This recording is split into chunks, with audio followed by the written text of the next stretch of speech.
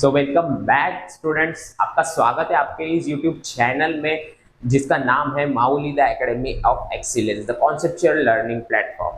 अभी अपने previous lecture में देखे थे बुक कीपिंग एंड अकाउंटेंसी का चैप्टर नंबर 1 में जो बताया गया है introduction to book keeping and accountancy के चैप्टर में जो कुछ टर्म्स है, जो जो इंपॉर्टेंट टर्म्स है वो मैंने आपको बताए थे। अभी उसका रिमेनिंग जो टर्म्स है जो बचे हुए हैं वो अपन कवर करेंगे। और मैं आपको एक बात बताना चाहूंगा कि प्रीवियस लेक्चर में मैंने आपको बेसिस ऑफ अकाउंट्स बताया था। कौन से मेथड से अकाउंटिंग किए जाते हैं उसके मेनली 2 टाइप्स है, वो मैंने आपको बताए थे। उसमें से कैश बेसिस ऑफ अकाउंट्स थोड़ा स्किप हो गया था एडिटिंग में, या फिर कुछ इशू हुआ था, उसके वजह से वो मैंने आपको एक्सप्लेन तो किया था बट वो रिकॉर्ड हुआ नहीं। तो अपन उसको आज देखेंगे। अक्रूवल का तो मैंने आपको बताया था, लेकिन फिर उसका मैं ओवरव्यू आज आपको दे देता हूँ। फिर भी कुछ डाउट रहेगा तो आप प्रीवियस वीडियो जरूर देखिए। आइए, बेसिस ऑफ अकाउंट्स। अभी का बेसिस ऑफ अकाउंट्स मीन्स कौन से ऐसे मेथड्स है जिसका यूज करके मीन्स जो बेस पकड़ के अकाउंटिंग करते हैं। अभी 2 बेसिस ऑफ अकाउंट्स है, 2 मेथड है अकाउंटिंग करने के। फर्स्ट है cash basis of accounts, second है अक्रूवल या मर्केंटाइल बेसिस ऑफ अकाउंट्स। अभी अपन देखते हैं जो अपना टॉपिक स्किप हुआ था, cash basis of accounts. Cash basis of account मतलब क्या कि ऐसी अकाउंटिंग जो सिर्फ कैश मिलने पर या फिर कैश बिजनेस में से जाने पर, only on only that case, सिर्फ उसी सिनेरियो को नजर रखते हुए कैश अगर जाता है बिजनेस से या फिर बिजनेस में कैश आता है तभी और तभी उसकी एंट्री कर ली जाएगी। सपोज अब आपका एक शॉप है, उसमें आपने सब सामान रखा है किराने का वगैरह ऐसा, और ना किसी ने आपसे आज मैगी खरीदी, उसने आपने उसको दे दी।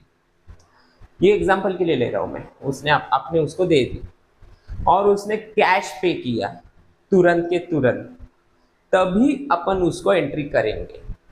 या फिर अगर ऐसा कस्टमर है, सपोज अनदर कस्टमर आया जो क्रेडिट में लेके गया, उधारी में लेके गया, आपने उसको दे दिया, लेकिन उसकी एंट्री आपके बुक्स ऑफ अकाउंट में नहीं की जाएगी, बिकॉज आपका गुड्स तो सेल हुआ बट आपको उसके पैसे अभी तक नहीं मिले हैं, कैश रिसीव नहीं हुआ है।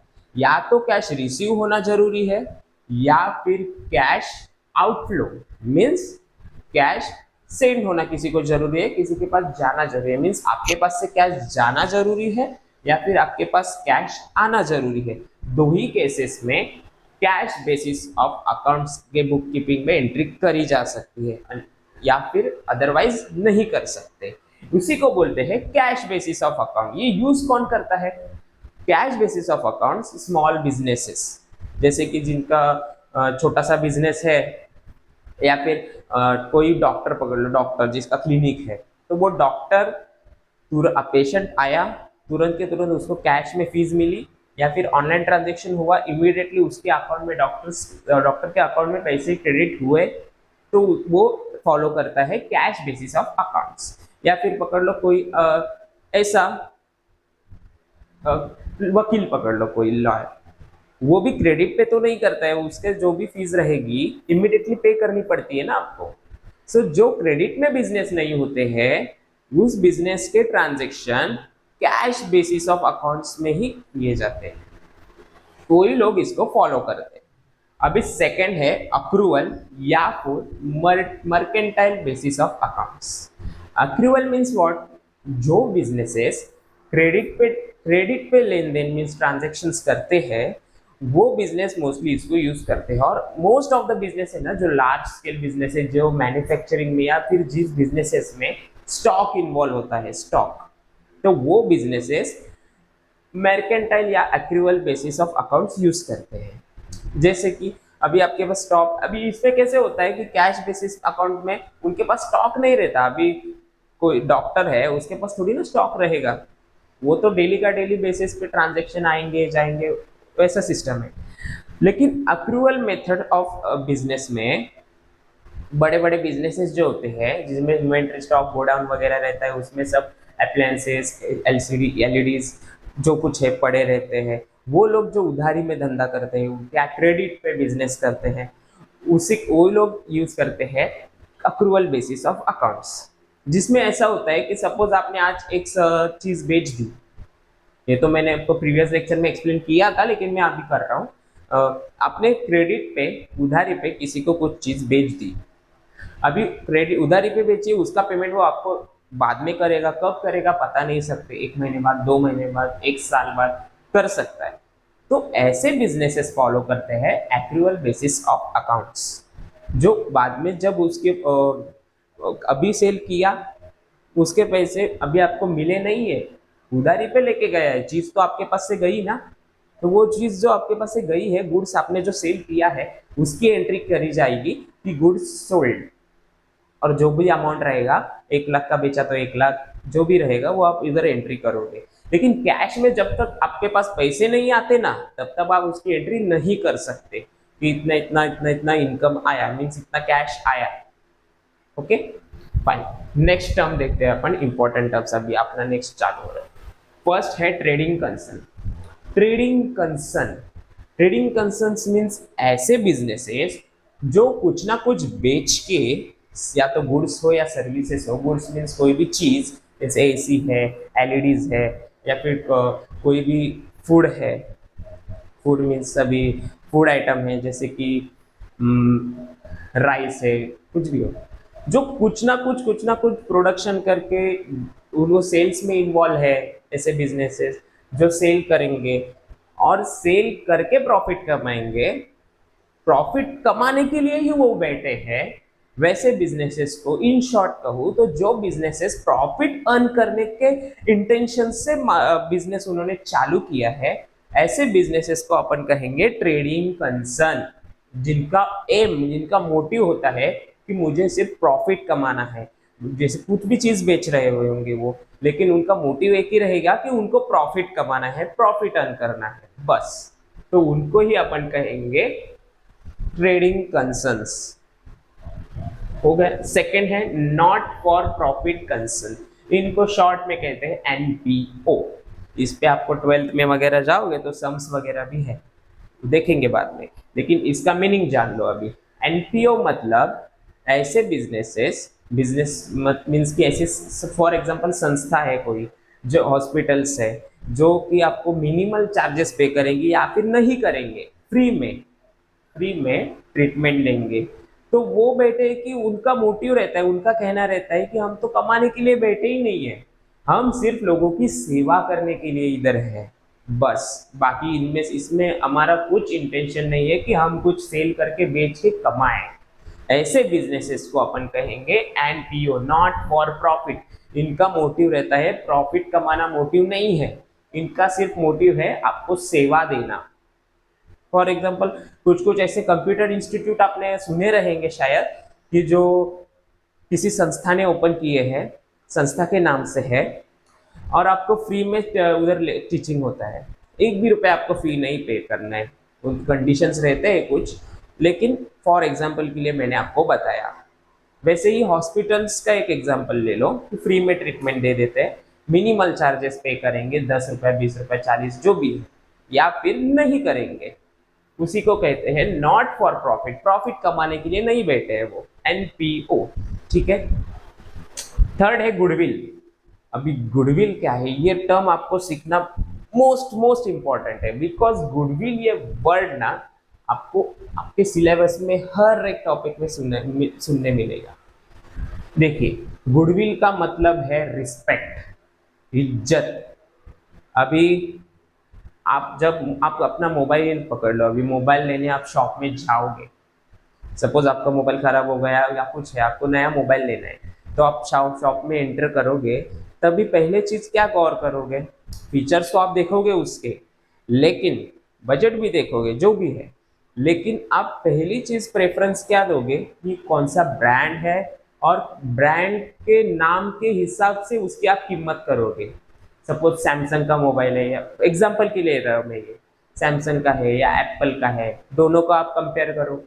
अभी कोई भी ऐसा आप में से बंदा होगा, जो कोई भी बंदा हो, जो ये कंपेयर करके इजीली बोल देगा कि अरे ये तो महंगा है, एप्पल का मोबाइल सुनते ही बोलेगा अरे कॉस्ट बहुत होगी इसकी, मीन्स कि इसका प्राइस बहुत होगा। क्यों?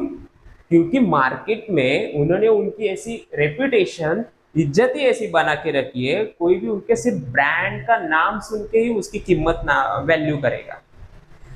तो जब बिजनेसेस की वैल्यू उनके नाम से होती है तो उसको ही उनका गुडविल बोला जाता है, जो कि कम ज्यादा होती है। फॉर एग्जाम्पल अभी एसी के भी देखो बहुत सारे ब्रांड्स है, ब्लू स्टार है, वोल्टास है, जो भी। तो कंपैरेटिवली उनके ब्रांड के वैल्यू मार्केट में जो है उसके हिसाब से उनके प्राइस रहते हैं। जो ज्यादा ब्रांडेड चीजें, अच्छी टॉप ब्रांड है, उनके प्रोडक्ट्स के प्राइस भी ज्यादा होंगे। या फिर जो अभी नए नए इस्टेब्लिश हुए हैं ब्रांड, सपोज कि आप मोबाइल लेने जा रहे हो, अभी मार्केट में जो पुराने मोबाइल्स है ना, सैमसंग वगैरह, ये बहुत सालों से चल रहे हैं, उनका उन्होंने एक नाम बनाया है मार्केट में। और जो नए नए इस्टेब्लिश हुए हैं ब्रांड, नए नए लॉन्च हुए हैं मोबाइल्स, उनका प्राइस भी कम रहेगा, चाहे फीचर्स दोनों में सेम है, सेम फीचर्स है, लेकिन उनका प्राइस कम रहेगा। क्यों? नए नए आए, अभी तक मार्केट में नाम नहीं है।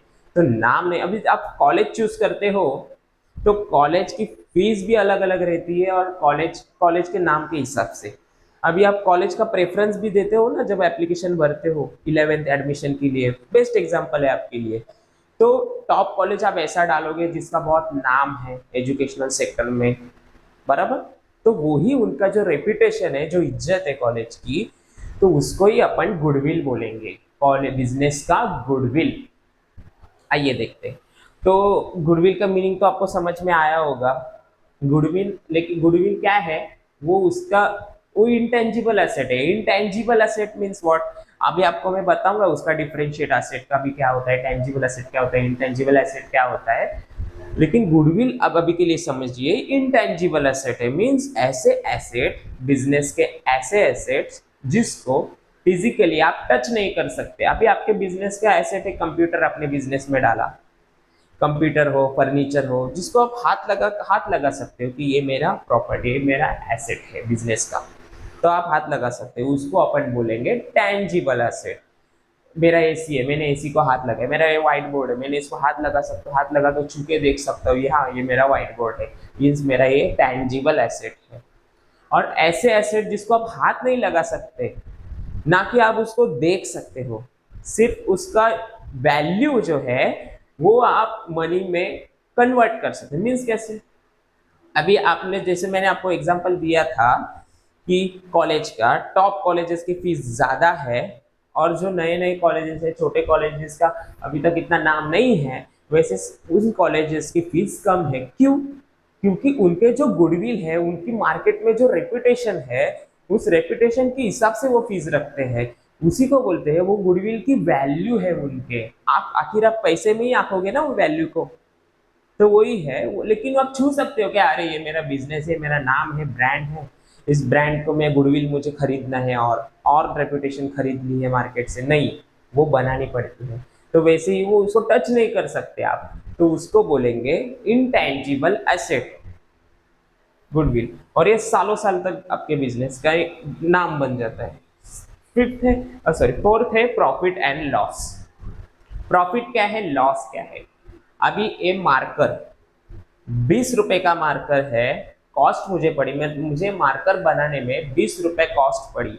इंक है, जो भी है इसका, जो प्लास्टिक वगैरह मैन्युफैक्चर करने में, बनाने में 20 रुपए कॉस्ट पड़ी, और उसको मैंने 25 में, 22 में, 23 में, जो भी है किसी को बेच दिया, 20 से ज्यादा में बेच दिया, ठीक है, 20 रुपए से ज्यादा प्राइस में बेच दिया। तो ऊपर का 20 रुपए से ज्यादा जितने में बेचा होगा, सपोज 25 में बेचा है, तो कॉस्ट प्राइस 20 रुपए माइनस करेंगे 25 में से, तो जो 5 रुपीज बचेगा वो मेरा प्रॉफिट है। कॉस्ट प्राइस से ज्यादा में सेल किया, ज्यादा प्राइस में सेल करेंगे, तो उसको बोलेंगे प्रॉफिट। और अपोजिट, उसका ही अपोजिट है, अगर ये मेरा पेन मार्कर 20 रुपए कॉस्ट पड़ी मुझे इसको बनाने में, और मैं इसको अगर 15 रुपए 10 रुपए में अगर बेच दिया, मैंने बेचना पड़ा, या फिर सेल नहीं हो रहा है, चलो कम में बेच देता हूँ, एटलीस्ट स्टॉक तो खाली होगा, ऐसा भी होता है कुछ कुछ जगह पे। तो आप अगर इसको कॉस्ट प्राइस से 1 रुपए की कम में बेचोगे ना, तो उसको अपन बोलेंगे लॉस। अभी के लिए इतना ही समझिए प्रॉफिट और लॉस का डिफरेंस। अभी है इनकम और रिवेन्यू। इनकम, इनकम मतलब क्या? अभी सपोज आपका बिजनेस है, आपके आपके आपने आपके बिजनेस के नाम पे बैंक में एफडी बनाई है, हाँ बराबर। तो वो एफडी में से आपको जो भी इंटरेस्ट मिलेगा उसको अपन कहेंगे इनकम। या तो बिजनेस के नाम पे आपने किधर इन्वेस्ट किया है, शेयर मार्केट हो, म्यूचुअल फंड से जो भी है, उसमें आप सपोज आपने इन्वेस्ट करके रखा है और उस इन्वेस्टमेंट बढ़ेगी ना, तब उसके ऊपर आपको रिटर्न जो मिलेंगे उसको अपन कहेंगे इनकम। दूसरा है रिवेन्यू। आपका मैन्युफैक्चरिंग बिजनेस है, सपोज आपका बिजनेस है मार्कर बनाने का बिजनेस है, स्टेशनरी। तो मार्कर मैन्युफैक्चरिंग आप करोगे और उसको बेच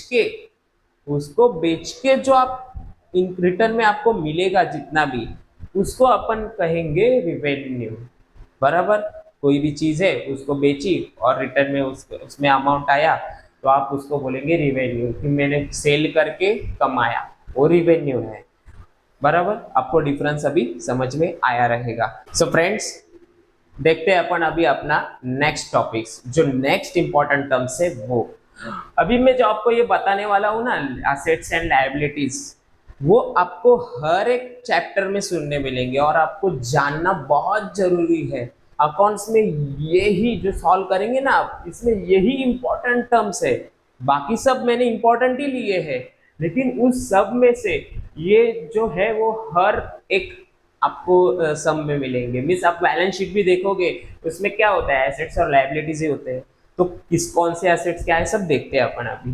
देखते हैं एसेट। एसेट का मीनिंग तो आपको पता ही रहेगा, मैंने हर एक लेक्चर में बताया है, लेकिन मैं अभी फिर से आपको बता देता हूँ। एसेट मतलब ऐसी चीज जो बेचने पे या फिर मेरे बिजनेस में होने से मेरे को प्रॉफिट होगा या फिर मुझे बेनिफिट होगा। अभी ये व्हाइट बोर्ड ये मेरा एसेट है, ये मैं लिख, इसके वजह से मैं इस पे लिख पा रहा हूँ ना, मैं आपको सिखा पा रहा हूँ ना, इसके वजह से ही तो मैं क्लासेस ले पा रहा हूँ ना। तो ये मुझे बेनिफिशियल है मेरे बिजनेस के लिए, इंपॉर्टेंट है मेरे बिजनेस के लिए। अभी इसके भी टाइप्स है मैं बताऊंगा, तो इसको ही अपन एसेट बोलेंगे।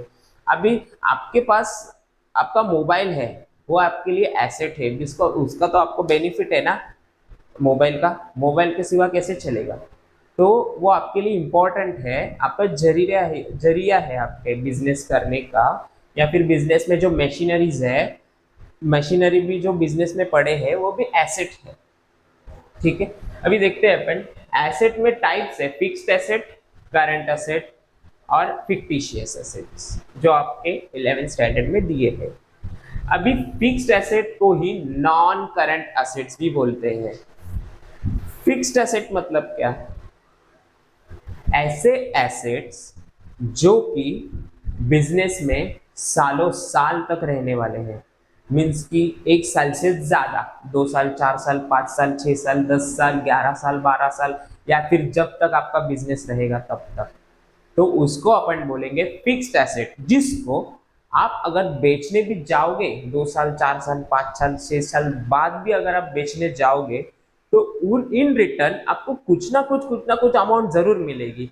तब के मार्केट प्राइस के हिसाब से मिलेगी, या फिर आप उसको जितना यूज करोगे उसकी कंडीशन सब डिपेंड करता है, लेकिन कुछ ना कुछ तो आपको मिलेगा ही मिलेगा। ऐसे नहीं कि वो वेस्ट हो जाएगी कुछ। अभी सपोज आपका घर है, वो आपके लिए एसेट है, बराबर। तो वो एसेट सालों साल तक घर आपका आपका ही रहने वाला है ना, आपका खुद का घर है, वो सालों साल तक आपका रहने वाला है। तो आपके लिए फिक्स्ड एसेट हुआ कि वो 10 साल तक तो रहेगा ही रहेगा, 10-20 जो भी। तो आपका घर जो है आपके लिए एसेट है। अगर अगले सपोज 10 साल बाद भी आप अगर उसको बेचोगे, तो कुछ ना कुछ अमाउंट आपको जरूर मिलेगा इन रिटर्न में। जो खरीदेगा वो कुछ ना कुछ अमाउंट आपको देगा ना, तो वो एसेट आपको इन रिटर्न में दे रहा है कुछ ना कुछ, या फिर आपके लिए बेनिफिशियल है। तो वो फिक्स्ड एसेट उसी को अपन बोलेंगे, जो 5-6 साल बाद भी अगर आप उसको बेचोगे तो कुछ ना कुछ आपको मिलेगा जरूर। या फिर वो आपके बिजनेस में पड़े रहने वाले हैं 10 साल तक, मीन्स आपको उसका यूज भी तो है। देखते हैं अपन, तो उसी को fixed asset non current asset बोलते हैं। अभी फिक्स्ड एसेट में भी टाइप्स है। सब एसेट, फिक्स्ड एसेट में टाइप्स है, डिफरेंशिएट करना है। अभी फिक्स्ड एसेट में टेंजिबल और इनटेंजिबल एसेट्स क्या होते हैं अपन देखते हैं, ठीक है। अभी टेंजिबल एसेट्स, सपोज आपका घर है, वो आपके लिए टेंजिबल एसेट है। क्यों टेंजिबल एसेट है? कि आपके घर को आप छू सकते हो। ये मेरा घर है, सपोज ये मेरा अभी व्हाइट बोर्ड है, ये मेरे लिए टेंजिबल एसेट है। फिक्स्ड एसेट में टेंजिबल एसेट है। ये फिक्स्ड एसेट क्यों है व्हाइट बोर्ड? क्योंकि ये मेरे बिजनेस में बहुत इंपॉर्टेंट चीज है, इसके वजह से मैं क्लास ले पा रहा हूँ, और ये मेरे क्लास में, मेरे बिजनेस में 2 4 5 6 साल, अगले 7 8 10 साल तक भी चलेगा। तो फॉर एग्जाम्पल आपको कॉन्सेप्ट क्लियर होना जरूरी है। तो इसके लिए मैं इसे बोलूंगा ये फिक्स्ड एसेट है, बिकॉज ये ज्यादा से ज्यादा चलेगा, 1 साल से ज्यादा चलेगा। और टेंजिबल है फिक्स्ड में, फिक्स्ड एसेट में टेंजिबल एसेट है। क्यों? क्योंकि इसको मैं छू सकता हूँ, हाथ से छू सकता हूँ, इसके लिए इसको टेंजिबल एसेट बोलते हैं। वैसे ही आपके बिजनेस में सपोज मशीनरी है, कौन सी मशीन है, वो मशीन को आप छू सकते हो, और आपके लिए वो फिक्स्ड एसेट है। क्यों? मशीन 1 साल तक ही नहीं चलेगी, 1 साल से ज्यादा भी चलेगी, और उस मशीन को आप छू भी सकते हो, इसीलिए वो टेंजिबल एसेट है। फिक्स्ड एसेट में टेंजिबल एसेट। और दूसरा है फिक्स्ड एसेट में इनटेंजिबल एसेट, अब जिसको आप छू नहीं सकते, आपके लिए वो फिक्स्ड एसेट ही है, आपके बिजनेस में वो 1 साल से ज्यादा ही चलने वाला है, सालों साल चलने वाला है, लेकिन उसको आप छू नहीं सकते। समझ रहे हो डिफरेंस? जिसको छू सकते थे वो टेंजिबल था, दोनों भी सालों साल बिजनेस में चलेंगे, चाहे वो टेंजिबल हो या इनटेंजिबल एसेट हो, दोनों भी बिजनेस में सालों साल ज्यादा ही चलने वाले हैं, 1 साल से ज्यादा ही चलेंगे, लेकिन जिसका बेनिफिट ज्यादा ही मिलेगा 1 साल से। लेकिन टेंजिबल जो एसेट है उसको छू सकते थे, और इनटेंजिबल एसेट है उसको छू नहीं सकते हाथ से। बस इतना ही डिफरेंस है टेंजिबल और इनटेंजिबल में। दोनों है तो फिक्स्ड एसेट ही, उसमें आप कंफ्यूज मत होइए। अभी इनटेंजिबल एसेट का मैं आपको कॉन्सेप्ट क्लियर कर देता हूँ। हाथ से छू नहीं सकते वो तो मैंने आपको बता दिया, लेकिन एग्जांपल देता हूँ आपको। अभी आपको, जैसे मैं अपना, अपन ने एक टॉपिक क्लियर किया था, एक टर्म क्लियर किया था, जिसको बोलते हैं गुडविल, बिजनेस की इज्जत। तो गुडविल जैसे बिजनेस की रेपुटेशन है, तो उस गुडविल को अपन छू नहीं सकते। बिजनेस के रेपुटेशन, जो बिजनेस का नाम है, उस नाम को आप हाथ से छू थोड़ी सकते हो, लेकिन उस नाम का यूज करके आप प्रॉफिट तो ज्यादा जनरेट कर रहे हो ना। फॉर एग्जाम्पल अभी ये एप्पल कंपनी है जो आईफोन सेल कर रही है, वो एप्पल के नाम से ही उस प्रोडक्ट की वैल्यू उसको ज्यादा मिल रही है ना, वो रेपुटेशन की वजह से, वो गुडविल की वजह से उनको ज्यादा वैल्यू मिल रही है ना उनके प्रोडक्ट की, और वो सालों साल तक उनकी वैल्यू रहने वाली है ना इस गुडविल की उनके। मीन्स वो फिक्स्ड एसेट हुआ उनके बिजनेस के लिए, बिकॉज सालों साल तक वो एप्पल इस नाम का, इस ब्रांड का, इस रेपुटेशन का, इस गुडविल का यूज करके उनका प्रोडक्ट बेचने वाले हैं। तो वो जो रेपुटेशन है वो सालों साल तक यूज होगी उनको, उनकी वैल्यू भी है बिजनेस में, बराबर। तो वो फिक्स्ड एसेट हुई, बिकॉज वो 1 साल पे खत्म थोड़ी होगी, वो 1 साल के बाद भी सालों साल तक चलने वाली है, तो वो फिक्स्ड एसेट ही हुआ। लेकिन सिर्फ इतना फर्क है कि उसको आप छू नहीं सकते। इज्जत को, रेपुटेशन को, गुडविल को कैसे छुओगे आप? बिजनेस के जो बिजनेस का नाम है उसको कैसे छुओगे, बराबर।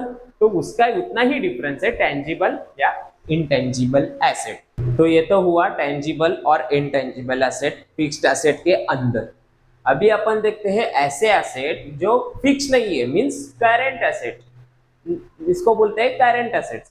अभी इधर जो लिखा है करंट एसेट्स, करंट एसेट्स, अभी अपन ने एसेट में फिक्स्ड एसेट देखा, नॉन करंट एसेट या फिर फिक्स एसेट, कुछ भी बोल लो।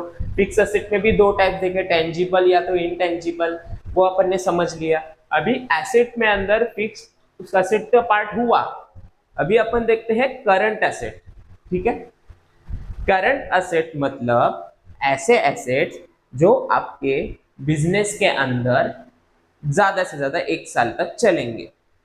मीन्स फॉर एग्जाम्पल अभी आपने किसी को उधार पैसे दिए हैं जो आपको 1 साल के अंदर अंदर मिलने वाले हैं, वो पैसे आपको मिलने वाले हैं, आपने किसी को उधार दे दिए हैं, तो वो आपका एसेट हुआ, एक टाइप से एसेट। क्यों? मेरा ही है, मुझे मिलने वाला है, जो पैसे मुझे मिलने वाले हैं, या फिर आपने कुछ सेल कर दिया जिसका पेमेंट आपको 1 साल के अंदर अंदर मिलेंगे, बराबर। तो उस सेल पे जो पैसे आने वाले हैं वो मेरा एसेट है, उस पे मेरा हक है, वो मुझे मिलने वाले हैं, बराबर। अभी और एक एग्जांपल देता हूँ आपको करंट एसेट्स का। अभी आपके बैंक में, बिजनेस के बैंक में जो पैसे पड़े हुए हैं वो कैश इन बैंक है, या फिर आपके बिजनेस में जो कैश है फिजिकली जो है, वो आपके एसेट ही है ना, वो आपके एसेट्स ही है। लेकिन वो सालों साल तक चलेंगे क्या? चलने वाले हैं जो पैसे पड़े हैं बैंक अकाउंट में आपके बिजनेस के, वो सालों साल तक चलेंगे? नहीं चलेंगे। यूज होगा ना, उसका एक्सपेंडिचर तो रहेगा ना आपको कुछ ना कुछ। तो जो ऐसे एसेट्स जो 1 साल तक, मैक्सिमम 1 साल तक आपको बेनिफिशियल रहेंगे, या फिर जो कि है आपके ऐसे एसेट्स की जो 1 साल के बाद आपको यूज नहीं होगा, उसका मीन्स उसका हक आपको 1 साल तक ही उस पर आपका हक रहने वाला है। तो मैंने आपको एग्जांपल दिया उसका करंट एसेट्स का, कैश इन बैंक, आपके बैंक में पड़े हुए कैश। ठीक है, अभी अपन नेक्स्ट देखते हैं fictitious assets. Fictitious assets means what? Suppose आपने एक न्यूज़पेपर में आपके बिजनेस की एड चलानी है, इसके लिए आपने उनको कॉन्ट्रैक्ट साइन किया एक, कि इस जगह वो आपका जो न्यूज़पेपर है, सपोज उसमें 4 ही ऐड चल सकते हैं, एग्जांपल दे रहा हूं मैं आपको। या फिर ऐसा टीवी चैनल है जिस चैनल पे सिर्फ 4 ऐड चलेंगे, और 4 वो जो चैनल वाले हैं ना, वो सिर्फ 4 ही ऐड चला सकते हैं उसमें, बराबर। तो अभी 4 में से एक ऐड की जगह आपने ले ली, उनको बोल दिया कि इस जगह पे सिर्फ मेरी ही ऐड चलेगी, वो भी अगले 4 साल तक, 1 साल से ज्यादा तक, मीन्स 3 साल, 4 साल, 2 साल, 5 साल, 6 साल। तो इतने सालों तक वो ऐड चलेगी। और आप ऐसा भी नहीं, अब ऐड चलेगी बराबर, लेकिन आपको गारंटी है क्या वो ऐड देख के आपका सेल होगा ही होगा, या फिर कस्टमर्स आपके पास आएंगे ही आएंगे? गारंटी है? नहीं है। मीन्स ऐसे एसेट जिसका आपको इन रिटर्न में कुछ मिलेगा या नहीं मिलेगा कुछ बोल नहीं सकते, मीन्स फिक्स नहीं है कि मिलेगा नहीं मिलेगा, या फिर वो वेस्ट भी हो सकते हैं, बराबर। सो ऐसे एसेट, और वो ऐड की जगह जो आपने ले ली है उस चैनल, चार चार ऐड चलने वाले उस चैनल के अंदर, और एक ऐड की जगह आपके बिजनेस के लिए आपने ले ली, तो 4 साल तक अगर आपने कॉन्ट्रैक्ट साइन किया है, तो 4 साल तक उस पर आपका हक रहेगा, उस पर और कोई आके ऐड नहीं लगा सकता, या फिर चैनल वाले जब तक आपका कॉन्ट्रैक्ट उधर चल रहा है तब तक दूसरे किसी को ऐड की जगह नहीं दे सकते। तो इसका मतलब वो आपके हक की जगह है, वो आपका एसेट है, कि 4 साल तक मेरी ऐड उधर चलने वाली है, उसके यूज से कस्टमर आए या ना आए, वो वेस्ट भी हो सकता है। ठीक है, तो वही एक एग्जांपल हुआ फिक्टिशियस एसेट्स का, जो कि है एक डिफर्ड एक्सपेंडिचर, जो फेक एसेट भी आप उसको बोल सकते हो एक टाइप से, मैं तो मानता हूँ उसका। तो वो हुआ अपना फिक्टिशियस एसेट। अभी एसेट के अपन ने मेनली टाइप देख लिए, फिक्स्ड एसेट्स, करंट एसेट्स और फिक्टिशियस एसेट्स। फिक्स्ड एसेट में टेंजिबल, इनटेंजिबल, करंट एसेट और फिक्टिशियस एसेट। ठीक है, अभी अपन देखते हैं नेटवर्थ, कैपिटल। नेटवर्थ या कैपिटल या ओनर्स इक्विटी, इसका मीनिंग तो सेम ही है। नेटवर्थ का मतलब मैं आपको बता देता हूँ। नेटवर्थ का मतलब है एसेट्स ज्यादा है लायबिलिटी से। मींस आपके बिजनेस में जो एसेट पड़े हैं, फर्नीचर है, कंप्यूटर्स है, जो भी वैल्यू रहेगी, बिल्डिंग है, रूम है आपका, जो भी है, मेरा ये व्हाइट बोर्ड है, फैन है, एसी है, ये सब का वैल्यू अगर जोड़ता हूं मैं, उसकी वैल्यू, जितनी भी वैल्यू मेरे लोन से, सपोज मैंने लोन लिया है किसी से बिजनेस चालू करने के लिए, लायबिलिटी है मेरी, बराबर, मैंने लोन लिया है, उस लोन से लोन सब चुका के जितनी भी वैल्यू बच सकती है, मीन्स सपोज मेरा 10 लाख का फर्नीचर वगैरह सब मिला के, मेरे एसेट्स मिला के 10 लाख वैल्यू होती है, और 10 लाख सपोज उसमें से 4 लाख मैंने लोन का चुका दिया, बचे 6 लाख। वो जो 6 लाख है, और अगर मैंने और कुछ पैसे साइड में निकाल के रखे रहेंगे मेरे इनकम में से या फिर मेरे प्रॉफिट्स में से, वो रिजर्व वो मिला के जो वैल्यू बनेगी, तो उसको अपन बोलेंगे नेट वर्थ। नेट वर्थ मेरे बिजनेस की या फिर मेरी नेट वर्थ। ठीक है। कैपिटल कौन डालेगा? बिजनेसमैन। बिजनेसमैन को ही अकाउंटिंग लैंग्वेज में प्रोप्रिएटर बोलते हैं। प्रोप्रिएटर इधर लिखा है, प्रोप्रिएटर मीन्स बिजनेसमैन। अपने बेसिक लैंग्वेज में अपन बिजनेसमैन बोलते हैं, उसको अकाउंटिंग लैंग्वेज में प्रोप्रिएटर बोलते हैं। ठीक। अभी अपन ना लायबिलिटीज देखते हैं। लायबिलिटीज, एसेट देख लिया, लायबिलिटीज देखते हैं अभी। लायबिलिटीज का मतलब उसमें दो टाइप्स है, उसमें भी fixed liabilities and current liabilities. पहले तो लायबिलिटीज का मीनिंग समझ लीजिए। लायबिलिटीज मतलब मैं आपको इजी पहले लैंग्वेज में समझा देता हूँ, फिर अपन बिजनेस का एग्जांपल लेके चलेंगे। सपोज आपके फ्रेंड से आपने उधार लिया है, लोन लिया है कि अरे तू अभी मुझे दे दे, मैं थोड़े दिनों बाद, 1 साल या फिर 1 साल बाद, 2 साल बाद, 3 साल बाद, इतना समझ के चलिए कि ऐसा कर्जा जो आपको कभी ना कभी सामने वाले को लौटाना तो पड़ेगा ना। आपके दोस्त से पास में आपने उधार लिए हैं, आपको उसको रिटर्न तो देने पड़ेंगे ना। तो उसी को अपन बोलते हैं लायबिलिटीज। जो चुकाना है वो कर्जा, वो बिजनेस के ऊपर हो या आपके ऊपर हो, वो कर्जे को अपन लायबिलिटीज बोलते हैं। अभी अपन अकाउंट इसमें बिजनेस का एग्जांपल लेके चलते हैं। अभी इसके ना दो टाइप्स है, मैंने आपको समझने के लिए एग्जांपल दिया था। अभी इधर देखते हैं, फिक्स्ड लायबिलिटीज और करंट लायबिलिटीज। फिक्स्ड लायबिलिटीज मतलब सपोज आपने बिजनेस चालू करने के लिए अगले 10 साल टाइम पीरियड तक का आपने लोन लिया है किसी बैंक से, लॉन्ग टर्म लोन, बैंक से या फिर किसी फाइनेंशियल इंस्टीट्यूशन से, कि 10 साल तक आप अगले ज़्यादा से ज़्यादा टाइम पीरियड तक, या फिर आपके एंड ऑफ द बिजनेस तक, मतलब जब तक आपका बिजनेस चलने वाला है तब तक के लिए आपने किसी से लोन लिया हो। क्या फिर फॉर बेस्ट एग्जांपल इन्वेस्टर ने आपके बिजनेस में इन्वेस्ट कर दिए पैसे, लॉन्ग टर्म के लिए इन्वेस्ट करेगा ना वो, जब तक आपका एंड ऑफ द बिजनेस चलेगा तब तक के लिए इन्वेस्ट करेगा। तो इन्वेस्ट किए हैं सामने वाले ने, बाहर इन्वेस्टर ने आपके बिजनेस में इन्वेस्ट किए हैं, तो आपको उसको सपोज वो मांगेगा, मीन्स राइट ऑफ करेगा विड्रॉ करना है उसको, तो आपकी लायबिलिटी है, आपका जिम्मेदारी है, आपका कर्जा है वो, कि आपको उसको लौटाना तो पड़ेगा ना।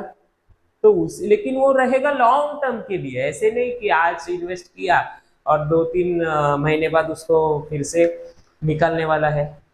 या फिर आपने ऐसा लोन लिया कि आज ले रहे हो और कल उसको फिर से लौटा दोगे, उसी को उसको फिक्स लायबिलिटीज नहीं बोलते हैं, उसको बोलते हैं करंट लायबिलिटीज, जो कि ये ज्यादा से ज्यादा 1 साल तक चलने वाला है। लेकिन अपन इधर बात कर रहे हैं फिक्स लायबिलिटीज की, ऐसी लायबिलिटीज जो सालों साल तक बिजनेस में चलने वाली है।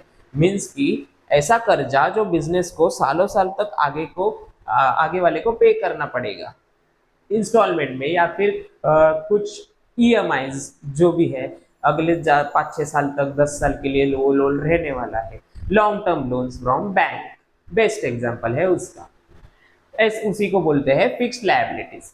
और सेकंड है करंट लायबिलिटीज। करंट लायबिलिटीज मतलब क्या? जैसे सपोज आपने आपके फ्रेंड से पैसे उधार लिए और उसको प्रॉमिस किया कि मैं तुझे अगले 2 महीने में उसको लौटा दूंगा।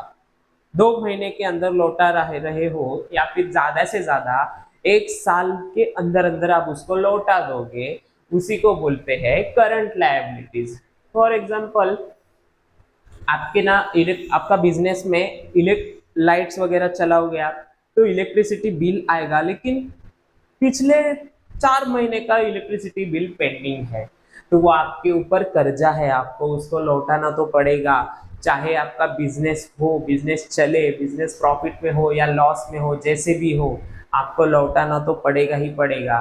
लेकिन ये ऐसे बिल्स है जो आप ज़्यादा से ज़्यादा 1 साल के अंदर लौटा दोगे, या फिर आप सपोज आप किसी से उधारी पे माल लेके आए हो, आपका शोरूम है, आप जो कुछ भी अप्लायंसेस वगैरह ऐसे आइटम्स है जो आप उधारी पे डीलर के पास से लेके आए हो कि मैं सेल करूंगा वैसे उसको लौटा दूंगा पैसे उसके, इस हिसाब से अगर आप उसके पास से प्रॉमिसरी नोट वगैरह अलग टर्म रहते हैं, लेकिन वो मैं आपको बाद में बताऊंगा। लेकिन आप डीलर के पास से अभी तो पकड़ के चलो कि डीलर के पास से आप उधारी पे अगर सामान लेके आए हो अपने शोरूम में रखने के लिए, सामने बेचने के लिए, तो उसके पैसे आप ज्यादा से ज्यादा उसको 2 3 4 महीने का प्रॉमिस करके लेके आओगे सामान, 2 3 4 महीने में आप उसको रीपेमेंट उसका करने वाले हो। तो शॉर्ट टर्म जो रीपेमेंट करना है आपको, शॉर्ट टर्म लोन्स जिसका रीपेमेंट आप ज्यादा से ज्यादा 1 साल के अंदर अंदर कर दोगे, उसी को बोलते हैं करंट लायबिलिटीज। आई होप आपको समझ में आ रहा होगा, आपके कॉन्सेप्ट क्लियर हो रहे होंगे। कुछ भी डाउट हो तो कमेंट सेक्शन तो आपके लिए है, उधर जरूर से जरूर कमेंट कीजिए, हम आपके प्रॉब्लम का सॉल्यूशन करने की पूरी कोशिश करेंगे। अभी ये जो टर्म है कंटीजेंट लायबिलिटीज जानना जरूरी तो है, आइए देखते हैं। Contingent liabilities which is these types of liabilities which are not confirmed, means कैसे, अगर ये ऐसी लाइबिलिटीज है, ऐसा कर्जा है जो कि मतलब आपको पे करना पड़ भी सकता है या नहीं भी पे करना पड़ सकता है, फिक्स नहीं है, उसकी एंट्री नहीं होती, सिर्फ नोट के तौर पे बैलेंस शीट में नोट लिखी जाती है कि सपोज किसी ने बिजनेस के ऊपर केस कर दिया है, बिजनेस के ऊपर केस कर दिया है, कोई भी चीज के कारण चेक बाउंस हो गया, कुछ भी केस कर दिया है, और उसकी पेनल्टी सपोज आपको 10,000 15,000 या फिर 1 लाख तक की लग सकती है, उसके चांसेस है, लेकिन लगेगी ही ऐसा नहीं है। और वो केस सालों साल चल सकता है, 2 साल 4 साल 5 साल, फिक्स नहीं है कि कितने सालों तक ये केस चलेगा, कब इसका रिजल्ट आएगा। लेकिन बैलेंस शीट में आपको एंट्री तो नहीं करनी है इसकी, सिर्फ नोट लेके चलना है, इससे आपका इफेक्ट नहीं पड़ेगा बैलेंस शीट पे जरा भी। लेकिन आपको नोट लेके चलना है कि इतने इतने अमाउंट का अगर हम हार गए केस कोर्ट के अंदर, तो इतने अमाउंट का आपको पेमेंट करना पड़ सकता है, आपके पास से इतना लॉस जा सकता है, लॉस हो सकता है आपको उतना।